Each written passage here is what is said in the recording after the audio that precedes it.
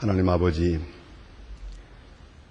우리를 구속하시기 위하여 독생자를 우리에게 보내주셨고, 그 크신 은혜로 우리가 구원을 받아 오늘도 이렇게 주의 거룩한 은혜를 깨닫고 주께서 우리를 위하여 고난당하심을 깊이 마음에 다시 생각하면서 이 아침도 주님 앞에 나와 찬송하며 열 수 있게 하시오니 이 놀라운 은혜를 진심으로 감사드립니다. 생각이 미급하고 생각이 잘못되기도 하고 때로는 생각이 없기도 해서 하나님이 우리에게 베푸신 은혜를 다 깨닫지 못할 때가 많고 깨달음이 없기에 마치 죽은 자와 같은 저희들이요 짐승 못할 때가 많습니다. 항상 일깨워 주시건만 그 거룩한 깨달음을 쉽게 저버리고 지식을 배반하고 살 때가 많은 저희들입니다. 주여 불쌍히 여겨 주시옵소서. 오늘 아침에도 저희들이 주님 앞에 깊은 은혜를 다시 생각하며 감사드리오니 우리의 감사가 하나님께 영광이 되고 감사함으로 주께서 우리에게 베푼 능력이 우리에게 삶이 되고 힘이 되고 생명력이 되게 주님께서 크게 역사해 주시기를 기도합니다. 를 모르고 살던 저들에게 미래를 알게 해 주시고 죽음을 모르고 사는 자들에게 죽음의 의미를 밝혀주시는 주의 사랑을 감사드립니다. 하나님 아버지, 우리 생의 시점이 어디까지 왔는지를 밝히 알게 해주시고 과거도 알고 그리고 현재 미래를 밝히 알게 하소서.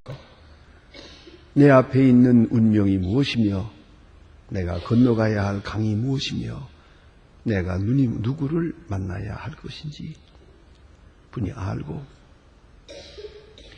그 거룩하신 뜻에 합당한 오늘이 있고 준비가 있는 저희들이 되게 하시고 이를 위하여 죽으신 주님을 바라보며 구속받은 자의 영광과 감격으로 오늘도 살게 해주시기를 기도합니다. 무엇이 절망으로 치닫지만은 우리는 소망 중에 살고 모든 것이 죽음과 함께 끝나고 있지만은 우리는 죽음으로 시작하는 영원한 생을 바라보며 그 영광 중에 오늘을 살게 하여 주시옵소서. 자비하신 주여, 다시 부활절을 맞습니다. 내일 아침은 참으로 어두움이 물러가고 밝은 빛을 받아들일 수 있는 부활절이 되게 하시고 해마다 맞는 고난주간이고 부활절이었지만은 그러한 상습적인 의미가 아니라 특별한 의미의 부활절이 되게 하시고 본적 의미의 부활이 아니라 나를 향하신 놀라운 새로운 생명의 시작이 되는 그런 부활이 그리고 부활절이 되게 하여 주시옵소서. 자비하신 주여, 저희 교회가 교회된 본분을 다하게 하시고 크고 놀라운 역사를 계속 이루어 가옵소서. 모든 교회에게 교회된 참 본을 보일 수 있고 바른 길로 인도하는 견인적 책임을 감당하게 도와주시옵소서. 이 교회에 찾아드는 모든 사람들 단 한 시간을 찾아오더라도 마음의 깊은 은혜를 받고 다시 교회에 나오지 아니하고 견딜 수 없는 그런 확실함이 있는 그런 교회가 되게 해주시옵소서. 또 오늘 수백 명의 주님의 자녀들이 받게 됩니다. 하나님이여, 그 마음 속에 같이 계셔서 물 세례와 함께 영 세례를 받고 그의 생이 물로서 끝내고 다시 시작하고 새롭게 시작하는 새로운 출생이 이루어지는 거룩한 세례식이 되게 하여 주시옵소서. 자비하신 주여, 오늘도 하나님의 말씀이 바르게 전해지게 하시고 또 바르게 들려지게 하옵소서. 교회를 섬길 때마다 감사 감격한 마음으로 섬기게 하시고 어느 부서에서 일하든지 일하는 자의 기쁨과 감격과 감사 넘치게 하여 주시옵소서. 하나님 아버지, 오늘도 이 나라를 돌보시고 같이 계셔서 지금 이렇게 혼란 중에 있사오. 이 혼란이 바른 질서를 향한 길이 되게 하시고 이 소용돌이가 분명 주님의 축복을 향한 그런 지름길이 되어 주시옵소서. 주께서 꼭 필요로 하시는 분들, 주님이 사랑하시는 분을 지명해 주시고 이 민족을 향한 축복이 이 모든 행사를 통해 나타나게 하여 주시옵소서. 온 국민이 한 마음 한 뜻 되게 하시고 이제는 서로 시비하고 무릎짓고 작은 이득을 위한 미래를 그르치며 적은 생각을 위해서 큰 것을 버리는 그런 우둔함이 없게 하여 주시옵소서. 순간 때문에 일생을 잃는 불쌍한 백성이 되지 않게 하옵소서.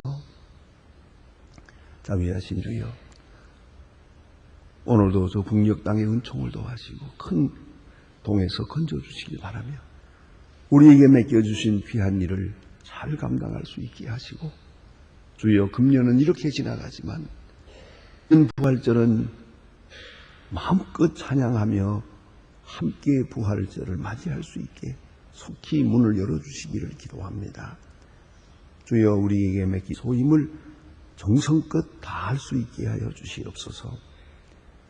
지진을 만나서 지금 어려움을 겪고 있는 아프가니스탄에 있는 주의 자녀들을 기억하시고 오늘도 그 고난과 어려움에서 건져주시옵소서. 오늘도 해외에 있든지 여행 중에 있든지 군문에 나가 있는 젊은이들, 공자녀들이나 유학생들 하나하나 다 돌보아 주시고 또 교회 안에서 자라는 우리의 귀한 자녀들 믿음 안에서 바르게 성실하게 자라 하나님께 영광 돌리는 자녀들이 되게 하옵소서. 특별히 병중에 있는 분들과 슬픔을 당한 가정에 주의 큰 위로를 내려 주시옵소서. 이 날이 복되게 하시고 내일은 더 은혜에 넘치는 부활절이 되게 하옵소서. 주 예수 그리스도의 이름으로 기도드립니다. 아멘. 하나님의 말씀 마가복음 9장을 우리 계속해서 보도록 하겠습니다. 마가복음 9장입니다.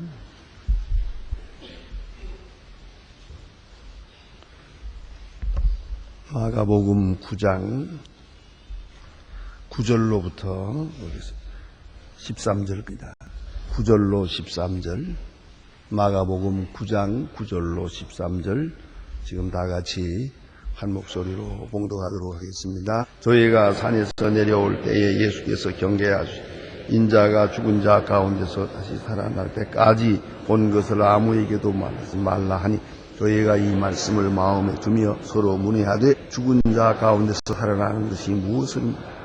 이에 예수께서 어찌하여 서기관과 엘리야가 먼저 와야 하리라 하나이까? 가라데 엘리야가 과연 먼저 와서 너의 모든 것을 회복하였거니와 어찌 인자에게 대하여 기록하니 많은 고난을 받 멸시를 당하리라 하였느냐? 그러나 내가 너희에게 이르노니 엘리야가 와서 기록된 바와 같이 사람들이 임의로 대우하였느니라 하시니라. 아멘. 어제 아침에 우리는 변화산에서 된 일 공부했습니다. 예수님이 산에 올라가서 제자 세 사람을 데리고 스스로 변화하셨습니다. 우리는 변화라고 말하고 있습니다만 그게 아니고 예수님의 본래적인 모습을 잠깐 보여준 겁니다. 이건 본래적인 모습이요 동시에 앞에 있을 주님의 모습입니다.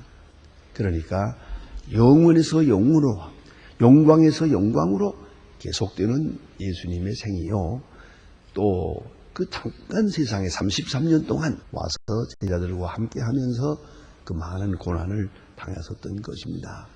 그러면 이런 앞에 있는 세계, 앞에 있는 영광의 세계를 잠시 보여주셨습니다. 그것은 바로 깊은 말씀이 그 속에 있습니다. 저 영광의 세계를 바라보고 믿고 알고 생각하고 그리고야 오늘 십자가를 질 수가 있기 때문입니다. 영광의 아침을 바라보면서 지지 않는 죽음이 있다고 합시다. 그것은 그리스도인의 죽음이 아닙니다. 적어도 우리가 세상을 떠날 때 그 어느라도 그 영광이 우리 앞에 보여야 한다는 걸 잊지 마시기 바랍니다. 또 반드시 보여줄 겁니다. 그것을 바라보면서 이 세상을 떠나야 합니다. 그러한 중요한 의미를 우리에게 말씀하면서 이렇게 변화산의 모습을, 변화하신 모습을 저들에게 보여줍니다. 그건 놀라운 겁니다. 이 경험이 그들의 마음속에 감히 삭혀 있었어. 이제 이것을 증거하고 또 그 기쁨에 사는 겁니다. 사도 바울은 그래서 사나 죽으나 주의 것이로다. 내가 속히 떠나 주님과 함께 있는 것이 내 소원이다. 그것이 내가 바라는 바다, 아주 열망하는 바다. 그러나 잠시 너희와 함께 있어야 할 것이다. 너희의 유익을 위하여. 이렇게 말합니다. 항상 그의 생각은 저 앞에 가 있어요. 거기에 아주 취해가지고 있어요. 거기에 아주 미쳐가지고 있어요. 사도 바울이 말하듯이 그리스도의 사랑이 나를 강권하시는도다. 미쳐서도 님을 위한 것이고 온전하여도 너희를 위한 것이다. 사나 죽으나 상관없어요. 그의 생각의 세계는, 그의 영적인 세계는 벌써 저 앞에 가 있는 거예요. 이것이 그리스도인의 모습입니다. 자, 그런데 오늘 본문에 보니 이제 산에서 내려옵니다. 예수님 말씀하십니다. 저들 경계하셨습니다. 이렇게 본 것을 아무에게나 말하지 마라. 그건 조건이 있어요. 조건이 있습니다. 죽은 자에서 살아날 때까지는 본 것을 아무에게도 말하지 마라. 본 것. 이건 본 거예요. 들은 것만이 아니에요. 보기도 하고 들었기도 했고. 다른 말로는 체험한 것이에요. 적어도 우리가 본 것에 대해서는 다 체험이라고 생각해요. 들은 것도 체험이라고 생각하는데 좀 약하죠. 꼭 듣고 보아야 돼요. 그러나 한 가지 더 있어요. 우리는 만지면 좋겠다고 생각해요. 만져야 가면 거기까지 가야 되겠는데 그거 만질 수 있는 게 있고 없는 게 있거든요. 그렇지 않아요? 또 우리는 어떤 음식 같은 것은 먹어봐야 한다고 생각해요. 아, 먹을 게 있고 못 먹을 게 있지. 안 그렇습니까? 그러니까 보아야 되는데 다 볼 수가 없고요. 들어야 되는데 듣는다고 다 아는 것이 아니에요. 결국은 보고 듣고 경험하는데 영적으로 경험을 해서 그들은 지금 여기가 있는 것이 좋사오니 하는 이런 극치적 경험을 했어요. 이게 중요한 것인데 이제는 증거해야겠는데 본 것을 다른 사람에게 말하고 나와 같은 경험을 공유하도록 경험을 공유하도록 이렇게 인도해야겠는데 자 예수님 말씀이 말하지 말라 그랬어요. 왜 그랬을까요? 우리가 깊이 생각해야 합니다. 보는 것을 아무에게도 말하지 마라. 오해가 많으니까요. 본 것 말하다가 또 자기가 또 교만해지는 사람도 있어요. 사도 바울이 고린도 후서 12장에서 뭡니까? 내가 삼층천에 올라가서 주님을 만났다. 그런 신비한 경험을 했다. 그러나 교만하지 않기 위해서 오지 않기 위해서 말하지 아니하노라. 말하면서 내가 교만해져요. 또 내 말을 듣는 사람들이 다 나를 우러러봐요. 그렇지 않습니까? 누가 천당 갔다 온 얘기를 한다고 합시다. 누가 가서 주님과 악수한 얘기를 하고 다닌다고 합시다. 두 가지일 거예요. 어떤 사람은 그게 부러워가지고 나도 좀 저런 경험을 하면 어떨까 생각을 하고 어떤 사람은 미쳤다고 그러고 둘 중에 하나지요. 그 사람 정신병자라고 그럴 거 아니에요. 그런 거로 예수님께서는 말하지 마라. 본 것 지금은 말하지. 지금은 말하지 말아요. 언제까지? 인자가 죽은 자 가운데서 살아날 때까지는, 부활할 때까지는. 여기에 하나 더 추가했으면 좋겠어요. 그것이 뭐냐면 인자가 부활하고 성령이 임할 때까지는. 그렇습니다. 주님께서 부활하신 다음에야 이것이 무엇을 의미하는가를 알 수가 있어요. 예수님의 부활은 모든 성경적 마스터키가 되는 거예요. 부활에 의해서만 설명이 될 수 있는 거예요. 모든 진리는 부활 진리에 의해서만 하나하나 설명이 되는 거예요. 자, 복이 예수님 말씀하신 거 보세요. 마음이 가난한 자는 복이 있나니, 그거 어떻게 설명을 해요? 핍박을 당하는 자는 복이 있나니, 순교자가 복이 있나니, 뭘로 설명하겠어요? 예수님의 부활 사건이 아니고는 아무것도 설명이 되지 않는 거예요. 미련한 날이 땅에 떨어져 죽으면 많은 열매를 맺느니라. 그걸 뭘로 설명하겠어요? 예수님이 부활하심으로 말미암아 비로소 모든 것이 아주 석연하게 설명이 되는 것이. 그래서 예수님의 부활이 우주의 중심인대로 모든 성경 해석의 이 마스터키가 되는 것이에요. 그런데 예수님의 이것은 부활 전에는 말하지 마라. 예, 그렇게 말합니다. 그러면 하나의 환상에 불과해요. 그런데 부활한 다음에는 이 사건이 되는 거예요. 예수의 부활로 말미암아 이것이 내게 향한 사건이 되는 거예요. 그전에는 예수님의 사건이에요. 그전에는 한 사람이 본 경험에 불과해요. 그러나 이제는 내 사건이죠. 내가 이제 앞으로 주님과 함께 있을 것이 그 시간을 바라보는 거예요. 그런 거로 인자가 죽은 자 가운데서 부활할 때까지는 부활에 의해서만 이 사건이 설명이 되느니라 하는 것이고요. 그 다음에는 본 것을 아무에게도 말하지 마라. 성령이 임하기까지는 보한 게 아니고 들어도 듣는 게 아니에요.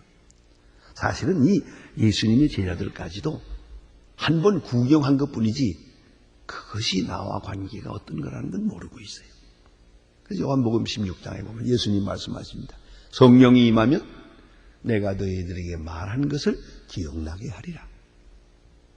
너희들에게 설명해 준 것을 깨닫게 하리라. 내가 너희들에게 말한 것을 감당하게 하리라. 이 진리라는 것은 감당을 해야 돼요. 감당 못하면 오해해요. 감당 못하면 빗나가요. 어떤 말씀이든지 감당을 해야 돼요. 가끔 여러분 그런 경험 하십니까? 이건 좀 다른 얘기입니다만은 농담을 하죠. 그 농담이라는 거요, 조심해야 됩니다. 이게 수준급이 돼야 돼요. 수준이. 또 머리가 돌아가야죠. 그래서 제가 가끔은 외국 사람들하고 농담할 때 그런 얘기나, 당신들이 내가 하는 영어를 얼마나 알아듣겠는지 모르겠는데 이건 IQ가 낮은 사람은 못 알아듣는다고. 나는 영어를 잘못하지 당신들이 영어를 잘하면 충분히 알아듣는다고 여러 가지로 얘기해놓고 그런 우스갯소리 할 때가 있습니다. 그런데 참 재미있는 것은 마음이 같으면 알아들어요. 마음이 열린 사람은 다 알아들어요. 그런데 여러분 농담하다 싸우는 사람 많아요. 왜요? 안 통하거든요. 이게 오해가 되거든요. 삐지거든요. 그 농담이라는 게 서로 수준이 맞아야지. 아무다 대고 농담하십니까? 안 되는 거거든요. 이 말이라는 게 통할 사람이 따로 있지. 안 통하는 사람에게 말하면 오히려 이게 역효과가 돼요. 그래서 예수님은 아예 단적으로 말씀하셨어요. 그를 개에게 던지지 마라 그랬죠. 그건 개와 같은 상태에 있는 그 사람에게 진주 같은 말씀을 해봐야 그게 소용이 없어요. 그건 오히려 찝는 거예요. 자, 이제 예수님 말씀이 본 것을 말하지 마라. 성령이 임할 때까지는.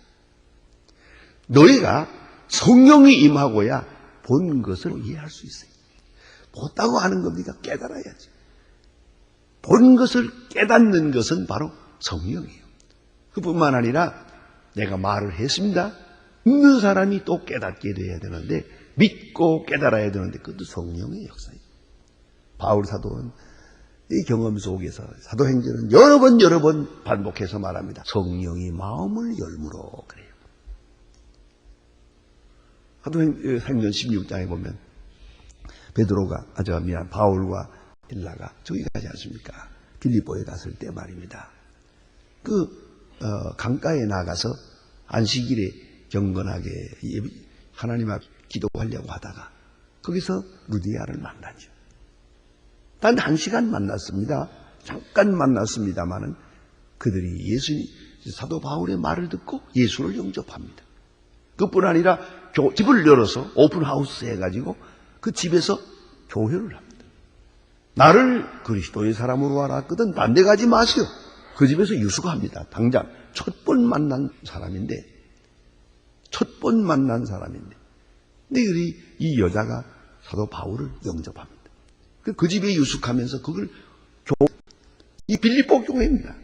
자, 그런데 딱 한 번 만나서 1시간 선조 들고 이렇게 큰 역사가 나타나는데 이 사실을 성경은 그 말하는 거 아니? 성령이 그 마음을 열어. 이렇게 돼 있어요. 성령이 그 마음을 열었어요. 마음을 여니까 뭐 2번 말할 것도 없어요. 한 번 그래서 척 받아들이고 자기 집을 열고 자기 생을 주님께 바치는 딱 한마디에 그런 걸 볼 수 있지 않습니까?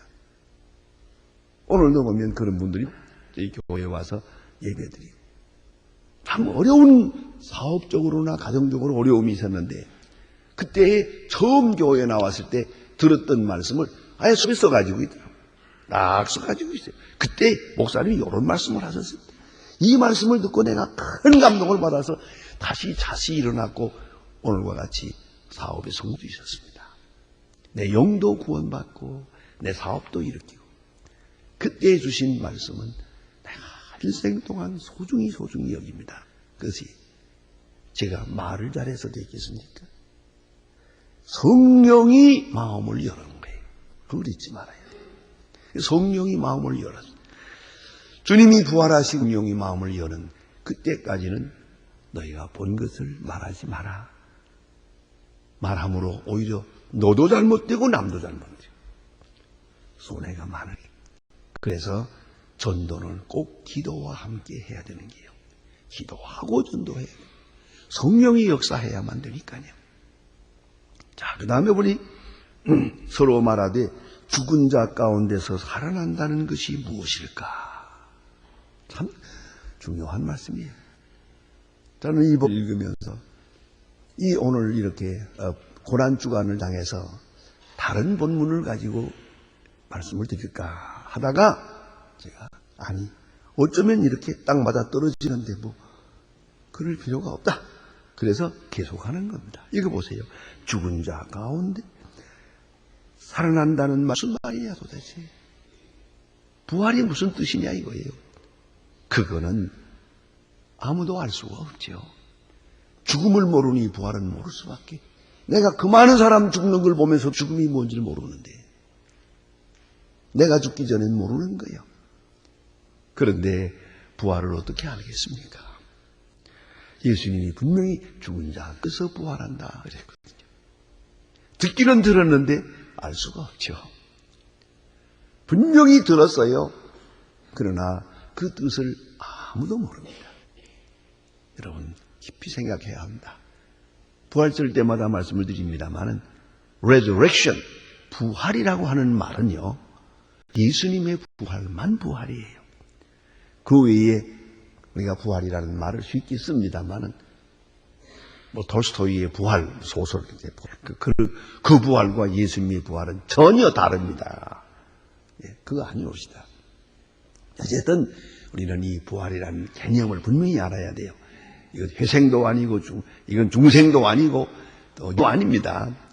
이 부활이라는 말은 예수 사건일 뿐이에요. 예수님이 부활하신 것만 부활이에요. 그것은 성령이 임한 다음에야 알 수 있어요. 그래서 여러분 잘 아시는 대로 베드로와 요한 이 사람들이 다 예수님의 부활을 만나고 부활하신 예수님만 도마는 예수님의 예수님 말씀하기를 내 손을 내밀어서 내 옆구리에 손을 넣어보라 이렇게 했어요. 제자들이 11제자들이 분명히 예수님 부활하신 거 만나보았어요. 만나보았지만은 이 사람들 뭐라 그럽니까? 베드로 하는 말이 나는 물고기 잡으러 가노라. 그러니까 다른 사람들 나도 참 시원치 않은 사람들이야. 이 부활하신 예수님을 분명히 만나보고도 저들은 물고기 잡으러 가세요. 그러니까 희한하다. 3년 동안 홀려 살았구나. 우리가 어떻게 된 거야 도대체가? 예수님 따라다니는데 예수님은 승천하고 참 이거 어떻게 된 건가? 그런 예수님 말씀이 뭡니까? 예루살렘을 떠나지 말았니? 약속하신 것을 기다리라. 오순절 성령이 강림합니다. 그리고야 부활의 의미를 알게 됩니다. 그걸 꼭 기억해야 됩니다. 그래서 부활절과 오순절은 아주 중요한 관계가 있습니다. 오순절 없는 부활절은 역사적 사건에서 불과합니다. 그런데 부활절 없는 오순절은 신비주의입니다. 이 둘이 함께 역사합니다. 부활절을 우리는 부활의 사건을 객관적 계시라 하고 오순절 성령의 역사를 주관적 계시라 합니다. 이 주객 계시가 동시적으로 역사할 때 그가 부활을 믿고 부활을 믿는 순간 그 사람이 부활되는 것이에요. 그 사람이 영생을 얻는 거예요. 그런 거로 오늘 여기 말씀이 죽은 자 가운데서 살아난다는 말이 무슨 뜻이뇨 하고 말합니다. 그러다가 엘리야가 먼저 온다고 했는데 이제 점점 성경적인 신비로운 진리를 메시아 논을 여기서 좀 묻게 됩니다. 엘리야가 오지 않았느냐? 바로 세례 요한이에요. 세례 요한이 먼저 왔고 그 다음에 메시아가 오지 않았느냐? 순서적으로 다 왔는데 너희들이 엘리야가 온 것도 모르니 메시아가 온 것도 모르니 지금 이 자리에 내가 있는데도 불구하고 나를 바로 이해하지 못하고 있지 않느냐? 그런 거로 예수님은 지금 내다봅니다. 내가 나를 지고 그리고 부활하고 그 다음에 성령이 임하고 그 다음에야 밝히 알게 될 것이다. 조금만 기다리라. 그래서 5절 이후에 그들이 다 중생하고 그들이 예수의 부활을 참으로 영적으로 체험하면서 폭발적으로 역사해요. 그것이 교회를 이루게 된 것이옵시다. 기도하십시다.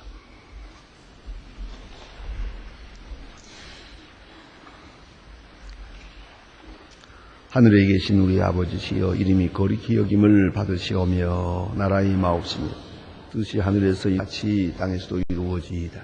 오늘날 우리에게 일용할 양식을 주옵시고 우리가 우리에게 죄 지은 자를 사하여 준 것 같이 우리 죄를 사하여 주옵시고 우리를 시험에 들게 하지 마옵시며 다만 악에 구하옵소서. 나라와 권세와 영광이 아버지께 영원히 있사옵나이다. 아멘.